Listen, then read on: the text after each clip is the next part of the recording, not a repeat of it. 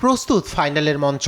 শিরোপা স্বপ্নে বিভোর জায়ান্ট দল স্পেন এবং ইংল্যান্ড। দুর্দান্ত ফুটবল খেলে ফাইনালে ওঠা স্পেন ছক কষছে শিরোপা পুনরুদ্ধারের। অন্যদিকে ঘাম ঝরিয়ে ফাইনালে আসা ইংলিশরা ভরসা রাখছে নিজেদের সামর্থ্যের ওপর।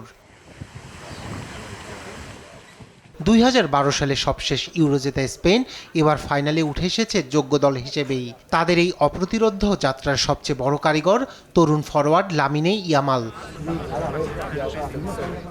এদিকে গোল করার পাশাপাশি গোল বানিয়ে দেওয়ার কাজটাও নিয়মিত করেছেন ফরোয়ার্ড দানি ওলমো এবং মিডফিল্ডার ফাবিয়ান রুইজ।